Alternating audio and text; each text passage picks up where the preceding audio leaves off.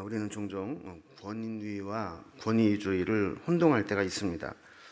그래서 권위주의를 배격하려고 하다가 권위까지 실종되는 현실을 보곤 합니다. 이 세상은 다양한 욕구를 가진 사람들이 모여 살기 때문에 자기의 이 주장을 다 내세우다 보면 질서가 무너지고 혼란스러워질 수 있습니다. 그래서 우리 인간들은 사회생활을 하면서 오랜 경험을 통해서 질서를 세우고 또 이 질서를 유지하기 위해서 어떤 권위를 만들어냈습니다.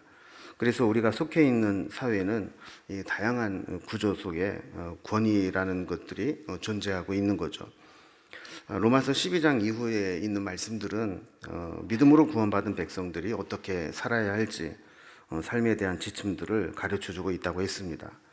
우리가 완전히 새 사람이 되어서 하나님이 기뻐하시는 영적 예배자의 삶을 살아야 된다라는 것이죠. 그러면서 우리가 하나님이 기뻐하시는 영적 예배자의 삶을 산다는 것이 무엇일까? 그래서 교회 안에서는 하나님이 주신 은사와 믿음의 분량을 조화롭게 잘 섬기는 것이고 또 서로 사랑하고 대접하고 박해하는 자까지도 축복하고 악으로 악을 갚지 말고 오히려 선으로 대해라 하는 것들을 우리가 지난 시간까지 살펴보았습니다. 13장에 오면 이제 조금은 좀 생뚱맞은 주제가 등장을 합니다. 13장 1절에서 7절까지는 한마디로 권위에 순종하라 하는 말씀인데요. 이 분위기상으로 보면 로마서 12장이 마친 다음에 13장 8절로 곧바로 가야 내용상 연결이 되는 것처럼 보입니다. 12장은 계속 사랑하라 하는 말을 계속해 왔죠. 12장 10절에 보면 형제를 사랑하여 서로 우애하고 존경하기를 서로 먼저 하며, 그러면서 그 이후에 보면 형제를 사랑한다는 게 도대체 어떤 거냐, 그리고 사랑을 실천함에 있어서 어디까지 실천을 해야 되느냐, 그 사랑의 한계까지 우리가 말씀을 가르쳐 주는 것들을 보았습니다. 자, 그리고 나서 이제 곧바로 13장 8절로 가서 피차 사랑의 빛 외에는 아무에게도 아무 빛도 지지 말라. 남을 사랑하는 자는 율법을 다 이루었느니라. 이렇게 딱 넘어가면 이 내용상 논리적으로 딱 맞는 것처럼 이제 보입니다. 자, 그런데 갑자기 13장 1절에 보면 각 사람은 위에 있는 권세들에게 복종하라. 이러면서 이 권위에 순종할 것을 명하는 말씀이 나오게 됩니다. 그래서 어떤 신학자는 이 로마서 13장 1절에서 7절까지가 편집되는 과정에서 아마 다른 데 들어가야 될 부분이 잘못 들어온 것이다, 이렇게 이제 보기도 할 정도로 이렇게 논리의 연결성이 좀 떨어지는 그런 좀 생뚱맞은 말씀이 나오게 됩니다. 그러나 바울은 이 말씀이 여기에서 꼭 필요하기 때문에 여기에서 말씀을 주고 있다, 이렇게 볼 수도 있습니다. 믿음으로 구원받은 백성들의 사회생활은 어떠해야 되는지, 이 세상을 살아가면서 이런 권위 구조 속에서 어떻게 하는 것이 사랑하는 것인지 그 원칙을 정해주는 것이다, 이렇게 보면 그렇게 문맥에서 어긋나지 않는다 볼 수도 있습니다. 로마서의 1차적인 수신자는 로마에 있는 교인들이라고 그랬죠. 로마에 있는 교회의 구성원들은 대부분이 예수 믿는 유대인들이 로마로 가서 살면서 자발적으로 교회로 모인 사람들입니다. 그러니까 바울이 가서 전도해서 세운 교회가 아니고 예수 믿는 사람들이 모여서 자발적으로 모인 독특한 그런 교회였습니다. 근데 여기 문제가 있습니다. 이 편지를 받게 될 로마에 있는 교인들이 대부분이 유대인들이라고 했죠. 당시에는 로마의 식민지 생활을 하고 있었습니다. 그러니까 이스라엘이 로마의 나라를 빼앗겼고 또 그 상태에서 이주를 해서 로마에서 살고 있는 그런 백성들입니다. 그리고 점점 로마의 황제들의 박해가 시작되고 있었습니다. 자, 그런 상황에서 보면 로마에 있는 유대인들이 이 로마에 대한, 로마 정부에 대한 감정이 좋을 리가 없습니다. 그래서 많은 유대인들이, 또 로마의 교인들이 로마에 대해서 좀 반감을 가지고 있었고, 또 급진적인 성향을 가지고 있는 성도들은 극단적인 행동까지 서슴지 않고 했던 그런 상황입니다. 또 우리 믿는 사람들은 이 세상의 왕은 하나님 한 분뿐이다, 이런 믿음을 가지고 있었기 때문에 로마의 황제를 숭배한다거나 로마의 황제를 왕으로 인정하지 않았습니다. 그래서 어떤 사람들은 로마에 세금을 내는 것도 거부하게 되었고 어떻게 보면 반사회적인 그런 성향을 갖게 되었죠. 근데 이것이 개인의 신앙의 표현이라고 볼 수도 있지만 이런 사람들이 점점 늘어나게 되면서 이 로마 사람들에게 오해를 받게 됐습니다. 예수 믿는 사람들은 로마의 반사회적이고 반제국주의적인 그런 성향을 가지고 있다. 이러다 보니까 박해를 받게 되는 상황까지 이르게 된 겁니다. 그래서 이런 문제를 극복하기 위해서는 어떻게 해야 될까요? 어떤 면에서 보면 로마에 있는 교인들을 핍박하는 박해자였습니다. 때로는 원수와 같은 자들입니다. 그래서 12장에서 사랑하라 하는 것들을 말씀을 하면서 누구에게까지 사랑해야 되냐 그럴 때 나를 박해하는 자, 악하게 대하는 자, 원수처럼 대하는 자들까지도 사랑해야 된다 하는 말씀을 했었죠. 자, 그러면서 그럼 우리를 박해하고 악하게 대하고 원수처럼 대하는 자가 누구냐 그 실례를 설명하면서 이 로마의 정부, 로마 제국에 대한 이야기를 하고 있는 겁니다. 오늘 본문은 이렇게 권위와 순종에 대한 주제로 우리에게 말씀을 가르쳐주고 있는데, 그럼 우리가 그런 권위에 대해서 어떤 자세를 가져야 되느냐 하는 것들을 오늘 말씀을 통해 살펴보려고 합니다. 첫째로 우리는 권위를 인정하고 복종하라 하는 이 대전제를 우리에게 주시는 것을 보게 됩니다. 권위에 대한 기본 원리는 권위를 인정하고 순종하는 겁니다. 그래서 1절 말씀을 보면 각 사람은 위에 있는 권세들에게 복종하라 그랬습니다. 여러분, 요즘 같은 이 시대에 복종하라 하는 말은 거북하게 들려질 수 있습니다. 특히 로마의 박해를 받고 또 때로는 신앙 때문에 추방을 당하고 있는 로마 교인들의 입장에서 본다면 그 로마 정부에 대해서 권세자들에 대해서 복종하라 이런 말씀을 편지로 이렇게 받았을 때 좀 난감했을 수도 있습니다. 그럼 만약에 정부나 지도자나 권위자가 참 좋은 지도자고 참 좋은 권위를 가지고 있다면 순종하지 않을 이유가 없죠. 그러나 지도자도 사람이기 때문에 좋은 지도자, 존경받아 마땅한 지도자만 있는 것은 아닙니다.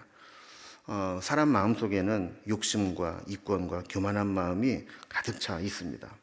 처음에는 그렇지 않다 할지라도 또 권력의 맛을 보고 권력을 가지고 있는 힘에 익숙하다 보면 나도 모르는 사이에 이 권력을 남용할 수 있게 되는 거죠.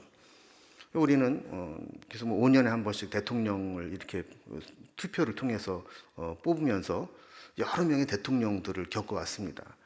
그런데 그 중에서 우리 참 만족할 만한 대통령이 있었습니까?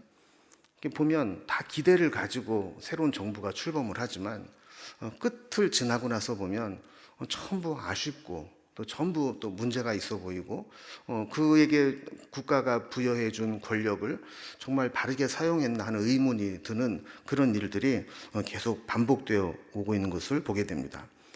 우리는 이런 것들을 계속 경험을 하게 되면서 이게 누구도 못 믿겠다 하는 그런 권위에 대한 불신의 마음들을 이제 갖게 되는 거죠. 잘못된 학습이 되는 겁니다. 그래서 이 권세자라고 해서 무조건 복종해라 하는 것은 우리가 좀 받아들이기가 좀 거북한 그런 말씀이 될 수도 있습니다. 실제로 이 말씀은 독재자들에게 자신의 독재를 합리화하기 위해서 오용되는 말씀으로 활용되기도 했습니다. 그래서 봐라, 성경에도 위에 있는 권세에게 복종하라 하지 않았느냐. 그러면서 왜 복종하지 않느냐.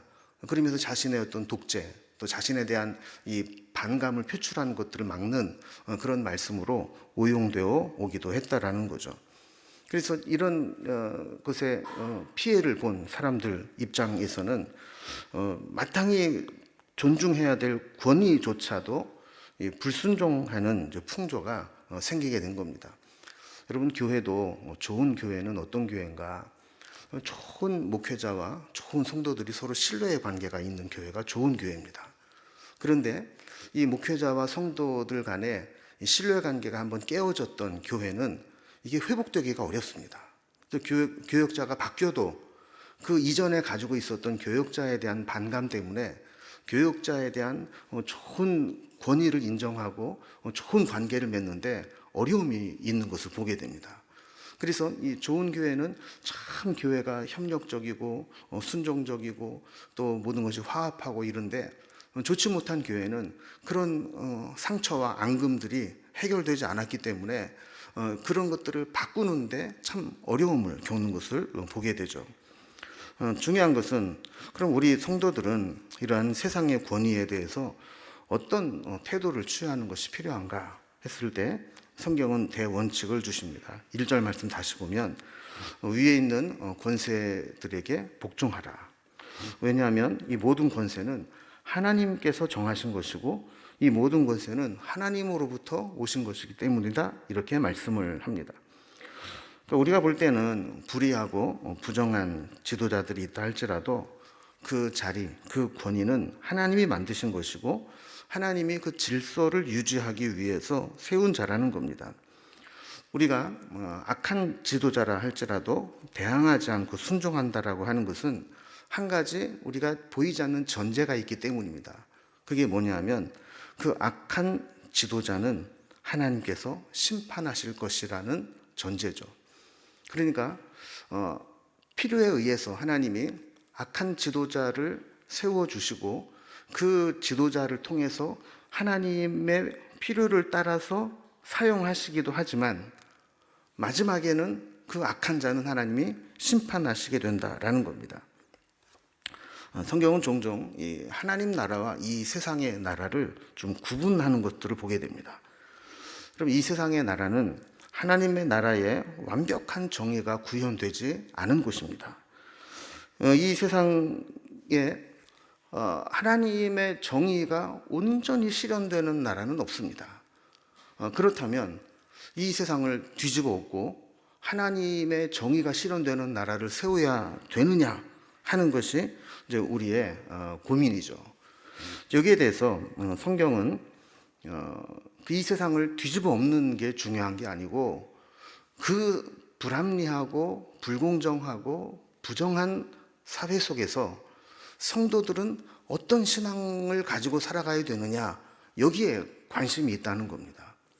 그래서 다니엘서 같은 경우도 보면 다니엘과 같이 믿음이 훌륭한 믿음의 사람이 바벨론의 포로로 끌려가고 그 속에서 어떻게 생활을 하느냐, 그러면서 바벨론과 페르시아에 이르기까지 그 속에서 하나님의 사람은 그 이방인의 나라, 하나님의 나라를 멸망시킨 그 악한 나라, 그 속에서 어떻게 살아가야 되느냐 하는 것을 보여주는 거죠. 그럼 사도 바울도 보면 이 종과 상전의 이 사회 신분 계급을 인정하는 것처럼 보이는 구절들이 여러 군데 나옵니다. 예를 들어 디도서 2장 9절에 보면 종들에게 명령합니다.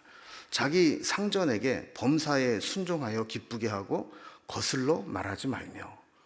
여러분 이걸 문자적으로 보면 그러면 성경이 이 종과 상전의 계급을 인정하는 건가? 노예와 주인의 관계를 유지하는 건가? 이렇게 볼 수 있습니다. 그러나 성경은 항상 우리에게 주는 관점이 그 사회가 부조리하니까 뒤집어 엎어라, 이게 아니라 그 뒤집어 엎고 그 잘못된 지도력을 심판하는 것은 하나님이 할 테니까 그동안 하나님의 백성은 어떻게 살아가야 되는지를 보여줘라. 이게 성경의 일관된 관점이라 이렇게 볼 수 있습니다. 성경을 이제 보면 아무리 잘못된 제도, 잘못된 구조가 있다 할지라도 그것을 우리가 뒤집어 엎는 혁명적인, 그래서 하나님의 공의를 이 땅에 완전히 실현해라 이렇게 말씀하기보다는 그러면 그런 세상 속에서 하나님의 백성들은 어떻게 살아갈 것인가, 이것을 고민하라 하는 것이 성경의 관점이라는 겁니다. 그러면서 때가 되면 하나님께서 그 잘못된 권력, 잘못된 권위에 대해서는 하나님이 심판을 하실 것이니까 너희는 그것까지 갈 것이 아니라 오히려 너희들의 삶의 자리를 어떻게 지킬 것인가를 성경적으로 고민을 하는 겁니다. 여러분, 사실 지금 이 사회가 무척 혼란스럽습니다. 가장 중요한 민주주의와 법치주의의 근거가 되는 헌법의 권위가 흔들리고 있습니다. 법원이 폭도들의 습격을 당하고 헌재도 위협을 당하고 있습니다. 더 심각한 것은 이런 것들을 부추기는 것이 이 구구 세력들이 이 기독교의 탈을 쓰고 있다라는 겁니다. 그래서 매스컴에서도 지금 계속 비춰주는 것이 지금 그 극단적인 구구 세력들의 종점에는 뭐 광화문파, 여의도파 그래서 전부 다 기독교의 탈을 쓰고 있어요. 여러분, 이런 상황에서 정말 사회는, 이 세상은 기독교에 대해서 점점 더 큰 반감을 갖게 될 것이고 결국 전도의 문은 더욱더 견고하게 막히게 될 것입니다. 많은 경계선상에 있는 사람들, 또 우리의 복음의 전도 대상자들이 이런 모습들을 보면서 야, 교회가 저런 곳이냐? 저것도 목사냐? 막 이런 인식을 갖게 되면서 마음을 가다듬고 닫아걸고 복음을 받아들이려고 하지 않는 그런 일이 생기게 된다는 거죠. 그래서 우리가 권위를 인정하고 복종하는 대전제가 있기는 하지만, 그러나 우리가 하나님이 그런 불의한 세계를 인정한다라고 보는 것이 아니라 불의한 세상은 하나님이 심판하실 것이니 우리는 그 속에서 성도로서 어떤 삶의 자세를 가져야 될지 이것을 고민하라 하는 것이 첫 번째 권위에 대한 전제라는 겁니다. 두 번째로 더 나아가서 이 권위를 파괴하지 말라고 말씀을 합니다. 성경은 권위를 거스리고 파괴하는 자는 그 권위를 세우신 하나님을 거스리는 것이다, 이렇게 말씀을 합니다. 2절에 보면 그러므로 권세를 거스리는 자는 하나님의 명을 거스림이니 거스르는 자들은 심판을 자취하리라, 이렇게 말씀을 하고 있습니다. 여러분, 권위와 권력, 권세를 가장 잘 알고 그 속성을 잘 이용하는 자가 바로 사탄입니다. 사탄은 하나님의 권위에 반역을 일으켜 타락한 자가 되었고 또 마지막 때까지 자기와 같이 불순종과 반역의 영을 우리 인간에게 심어서 이 세상과 하나님의 반역자가 되도록 하고 있습니다. 그래서 이 사탄의 전략은 두 가지입니다. 하나는 권위를 가진 자에게 그 권위를 잘못 사용하게 하는 것이고, 또 다른 하나는 권위 아래에 있는 자들에게 권위에 불복하고 반역하여 파괴적인 세력이 되게 하는 겁니다. 먼저 사탄은 권위를 가진 자를 유혹합니다. 권위를 가지고 있는 힘을 남용하게 합니다. 사람이 가진 모든 권위는 하나님으로부터 위임받은 권위라고 말씀합니다. 그러니까 하나님의 뜻대로만 사용해야 됩니다. 그런데 사탄은 권위를 가진 자에게 네가 그 권위의 주인이다, 이렇게 오해를 시킵니다. 그래서 권위자에게 주어지는 힘과 권력을 가지고 자기의 사리사욕을 위해서 사용하도록 유혹을 하는 것이죠. 지속적으로 이 권력을 유지하도록 정보를 독점하고 소통의 길을 막아버리고 반역하는 자들, 반대하는 자들은 힘으로 제압하려고 합니다.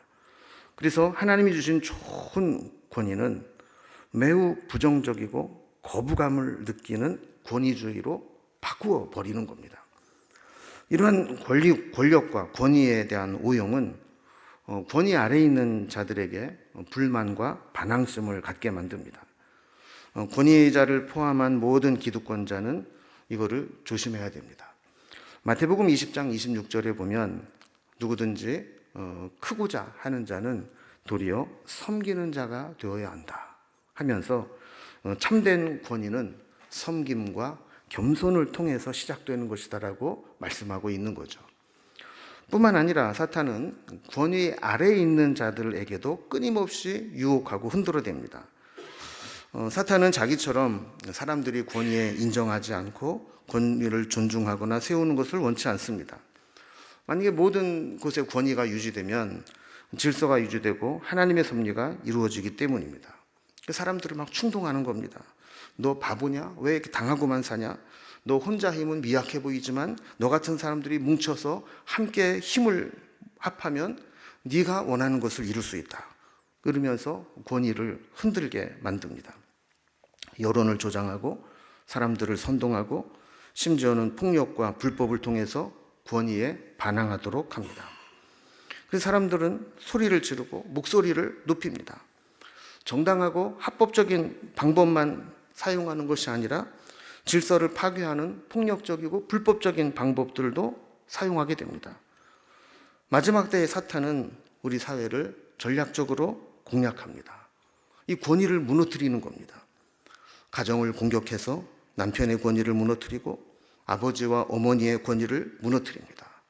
싸우고 이혼하게 만들고 자녀들은 부모에게 반항하게 만듭니다. 교회를 흔들 때도 권위의 문제로 흔듭니다. 교회에서 성경의 권위를 의심하게 만듭니다. 성경의 권위가 흔들리게 되면 하나님의 권위도, 하나님의 종의 권위도 다 흔들려 버립니다. 직장과 사회 조직에서도 권위는 상실된 지 오래입니다. 국가의 헌법마저도 흔들어지게 됩니다.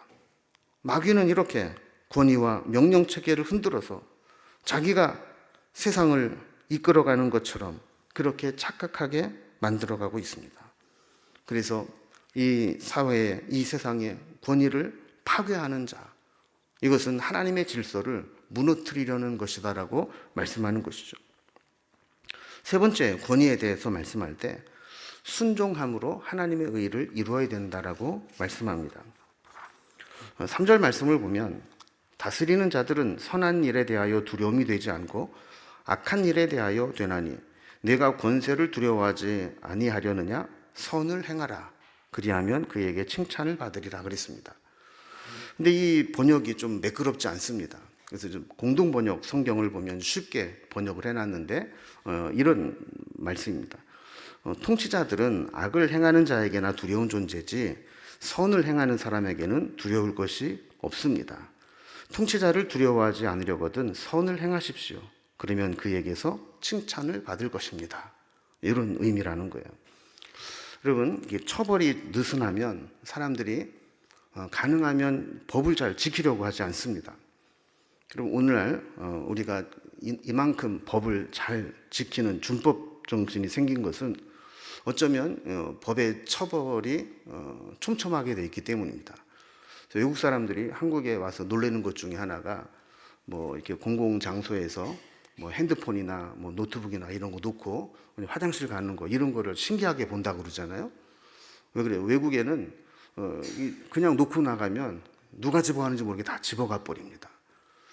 제가 안식년 때 미국에 갔을 때도 그런 경험이 있는데 제가 이제 가방을 가지고 차에 타고 갔다가 점심을 먹으러 내리는데 제가 가방을 차에다 두고 내렸어요.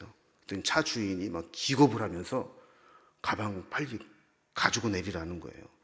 그래서 저는 가방 때문에 그런 줄 알았어요. 근데 그게 아니라 차 때문에 그런 거더라고요.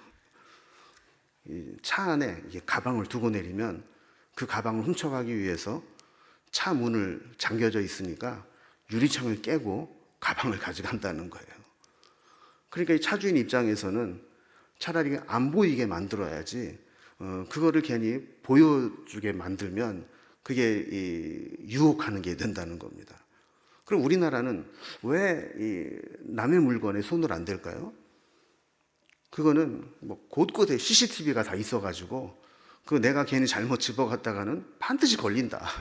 그럼 반드시 처벌받는데 그까짓 거 내가 훔쳐가려고 내가 경찰서에 끌려다녔냐, 차라리 안 가져가고 만다, 이런 의식이 있기 때문이라는 거죠. 여기에 말씀에도 보면 이 다스리는 자들은 선한 일에 대하여 두려움이 되지 않는다. 그러니까 이 선한 일을 하는 사람은 다스린 자를 두려워하지 않는다라는 겁니다. 왜 그럴까요? 법을 잘 지키는 자는 공권력이나 공직자들이 두렵지 않는 겁니다. 법을 잘 지키면 오히려 칭찬을 받게 되는 거죠. 악한 일을 행한 자는 두려움이 됩니다. 여러분, 우리가 교통법규를 완벽하게 잘 지켰어요. 그리고 가는데 앞에 경찰이 있어요. 그러면 우리 어떤 마음이 들까요? 아, 저 수고가 많구만, 이런 마음이 들면서 씩 웃고 아유 수고 많습니다, 이런 마음이 든다고요. 근데 내가 신호를 위반했거나 속도를 위반했거나 뭔가 위반한 게 있는데 앞에 딱 경찰이 있어요. 그럼 어떤 마음이 들까요? 아, 또 하나 끊겠네. 이런 마음이 들면서 두려운 마음이 이제 생기는 거죠.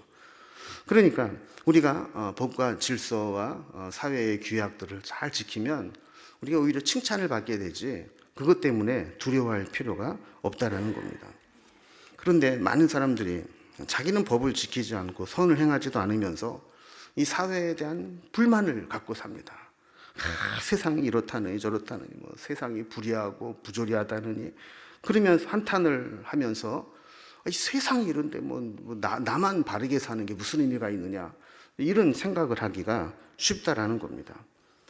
여기에 대해서 성경은 우리에게 선을 행하는 것 그리고 어떤 제도나 질서나 법규에 우리가 올바르게 순응하며 살아가는 것 이것이 성도의 자세다라고 말씀하는 겁니다. 자, 네 번째로 권위에 대해서 교훈을 줄 때 권위자는 하나님이 세우신 사역자라는 것을 알아야 된다라는 겁니다. 그래서 하나님께서 권위자에게는 공권력이라는 것을 주셨다는 거예요. 4절에 보면 그가 하나님의 사역자가 되어 네게 선을 베푸는 자니라. 그러나 네가 악을 행하거든 두려워하라. 그가 공연히 칼을 가지지 아니하였으니 곧 하나님의 사역자가 되어 악을 행하는 자에게 진노하심을 따라 보응하는 자니라 그랬습니다. 여러분 여기에 칼을 가졌다라는 말은 공권력을 가졌다라는 겁니다.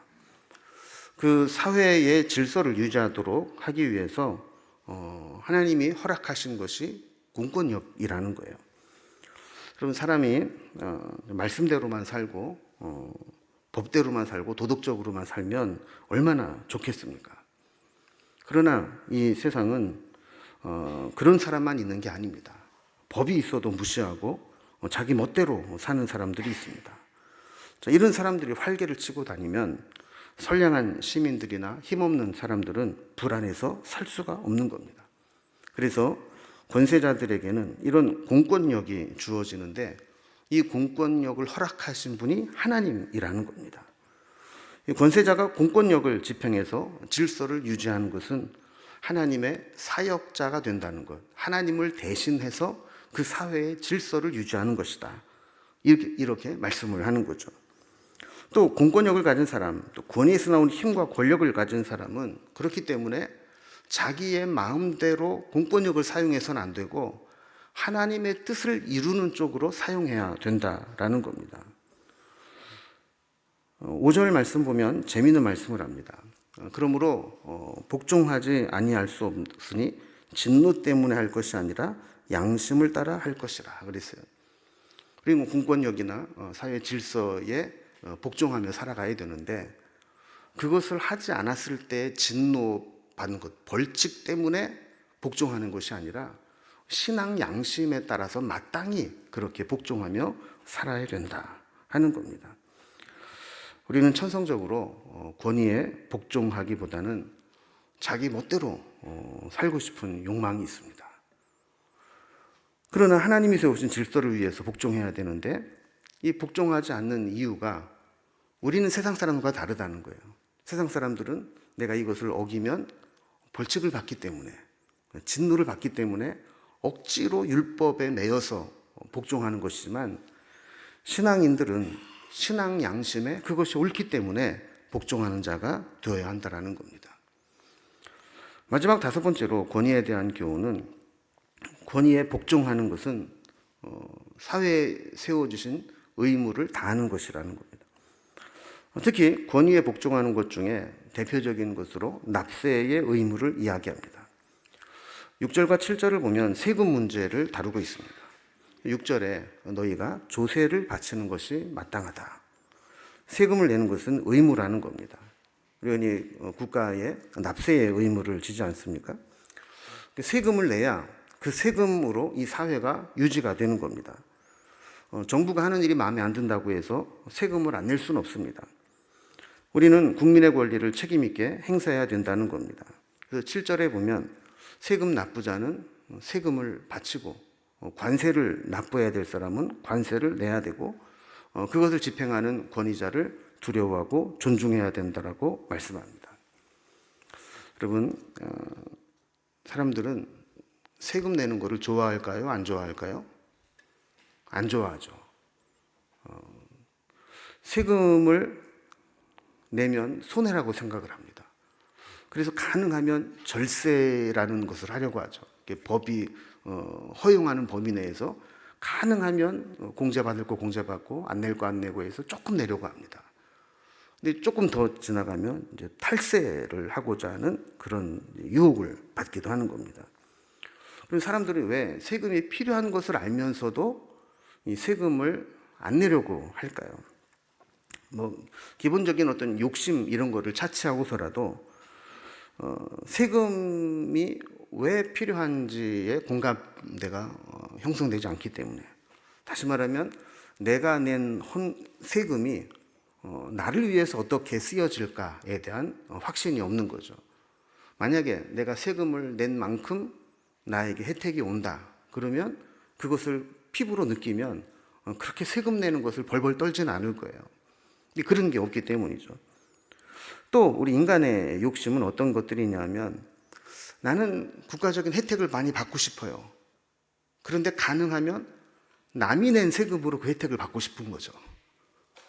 나는 가능하면 세금을 좀 덜 내고 혜택은 돈 많은 다른 사람이 좀 세금 낸 거로 내가 혜택을 받고 싶은 그런 마음이 있기 때문에 세금을 잘 내고 싶지 않은 겁니다. 사실 헌금도 사실 그런 게 있거든요. 여러분, 헌금은 기본적으로 하나님께 드리는 겁니다. 그 사람이 저 사람이 헌금 생활을 잘하느니 못하느니 그렇게 평가할 이유가 없어요. 그러나 교회 공동체에 의무를 다하는 성격도 헌금에는 들어 있습니다. 그리고 우리가 교회에서 또 목회적 돌봄이 필요하고 예배와 여러 가지 사역들, 또 우리가 개인적으로 하지 못하는 선교의 일이라든지 또 교회 공동체가 해야 되는 일들을 하는 데는 반드시 재정이 필요합니다. 이것이 유지가 된다라고 하는 것은 누군가가 헌금을 하고 교회에 필요한 재정에 책임을 지고 있기 때문이라는 겁니다. 근데 이게 세금과도 똑같이 생각을 하는 사람들이 있는 거죠. 우리는 내가 내야 될 헌금은 가능하면 안 하고, 저 사람이 돈 많은 것 같은데, 저 사람 소득이 많은 것 같은데 내 대신 좀 헌금 좀 많이 해줘가지고 내가 헌금 안 해도 교회 재정이 빵빵하게 돌아가고 그러면 좋겠다, 이런 마음을 갖기가 쉽다라는 겁니다. 그리고 그런 마음을 많이 가지고 있는 사람들은 교회에서 헌금에 대한 설교를 한번 잘못하면, 그러면 그렇지, 교회가 돈 얘기하고 돈 내라고 그러지, 그러면서 이제 스스로 막 시험에 걸려 넘어지고 이렇게 되는 겁니다. 여러분, 하나님의 권위에 순종하는 것은 하나님의 백성의 의무를 다하는 것으로 증명되어야 된다라고 말씀을 하는 겁니다. 우리가 기본적으로 보면 이렇게 어떤 권위에 순종한다라고 하는 것이 우리 인간의 본성을 거스리는 것이기 때문에 사실은 쉽지 않습니다. 그러나 우리가 그렇게 해야 될 이유가 있습니다. 디모데전서 2장 1절과 2절을 보면 전체적으로는 그것이 우리에게 기도에 대한 교훈을 가르쳐 주는 겁니다. 그래서 기도는 모든 사람을 위한 기도가 되어야 된다. 이 기도가 그냥 나만을 위한 기도, 그냥 우리 가족만을 위한 기도가 아니라 모든 사람을 위한 기도로 확장되어야 된다라는 이야기를 하면서, 기도의 방법으로는 간구와 기도와 도구와 감사의 기도를 드려야 된다. 오늘 시간이 없어서 이 기도가 어떤 차이가 있는지는 설명할 수 없지만 어쨌든 다양한 방법으로 기도해야 된다. 그리고 특히 그 다음에 보면 임금들과 높은 지위에 있는 모든 사람을 위하여 기도하라, 이렇게 말씀을 하고 있어요. 그래서 왜냐하면 우리가 임금들과 높은 지위에 있는 모든 사람들, 우리가 흔히 말하는 지도자들, 정치 지도자들을 위해서 기도해야 되는 이유는 뭐냐면, 그로 인해서 우리가 모든 경건과 단정함으로 고요하고 평안한 생활을 할 수 있기 때문이다, 이렇게 이야기를 하는 겁니다. 그러니까 지도자 하나 잘 세우면 엄청난 번영을 이룹니다. 그런데 지도자 하나 잘못 세우면 온 나라가 혼란스럽고 역사를 후퇴시키고 경제와 문화가 쇠퇴합니다. 그러니까 이 지도자를 어떻게 세우느냐는 나와 상관이 없는 아주 정치하는 사람들끼리 하는 그런 얘기가 아니라, 그 정치하는 사람들의 그 하는 행위가 곧 우리 한 사람 한 사람에게 밀접한 영향을 끼친다는 거예요. 그래서 우리가 신앙생활 제대로 하고 우리가 평안한 삶을 살기 위해서는 그들을 위해서 기도해야 된다라는 겁니다. 우리가 돌아보면 우리의 기도가 사실 너무 이렇게 편협할 때가 있습니다. 그냥 나만을 위한 기도, 내 주변을 위한 기도만 하기 쉬운데, 우리가 이런 말씀을 본다면 우리가 나라를 위해서, 지도자를 위해서 기도해야 될 필요가 있습니다. 이제 오늘 말씀을 정리합니다. 오늘 이제 권위와 순종에 대한 말씀을 나누고 있는데, 이 권위자는 올바른 권위를 사용해야 되고, 또 권위 아래에 있는 자들은 권위에 순종하는 모습을 가져야 됩니다. 성경이 원하는 것은 이 쌍방간이 조화롭게 이루어지는 겁니다. 권위를 가진 자는 하나님의 대리자로서 하나님의 뜻대로 그 권위를 사용해야 되고, 또 권위 아래에 있는 자들은 그 권위에 순종하고 사회의 질서에 순응하는 것이 필요하다라는 것이죠. 여러분, 우리는 때로 어떤 권위자가 되기도 하고 권위 아래에 있는 자가 되기도 합니다. 여러분, 그렇지 않습니까? 가정에서도 부모의 권위를 갖기도 하고 또 자녀로서 부모의 권위 아래 있기도 합니다. 교회에서도 담임 목사의 권위 아래 있기도 하고 또 부서장으로서나 또 리더 그룹으로서의 권위자로의 자리에 있기도 합니다. 이런 상황 가운데 있을 때 우리가 만약에 그런 권위자의 위치에 있다면 내가 권위를 가지고 있다고 해서 내 마음대로 막 휘두르는 것이 아니라 이것은 하나님께서 나에게 주신 권위다라고 생각하고 하나님의 뜻대로 권위를 사용해야 될 것이고, 내가 만약에 권위 아래에 있는 자라고 한다면 여기저기 막 들이받고 내 멋대로 막 하려고 하는 게 아니라 그 권위에 순종하고 권위를 따르는 것도 배워서 이 질서를 유지할 수 있어야 된다라는 겁니다. 이것이 되지 않는다면 하나님이 세우신 그 공동체는 질서가 무너져 내리고 하나님의 뜻이 이루어지지 않기 때문에 우리가 변하여 새 사람 되었다, 우리 몸으로 거룩한 산 제물이 된다 라고 하는 것은 이 권위의 문제를 어떻게 사용하느냐, 여기에 달려 있다라는 겁니다. 우리에게 주신 말씀처럼 우리가 권위자의 위치에 있게 된다면 그 권위를 바르게 사용하고, 권위 아래에 있게 된다면 그 권위에 잘 순종하면서 하나님의 질서를 세워나가는 우리의 삶이 될 수 있기를 주님의 이름으로 기원합니다.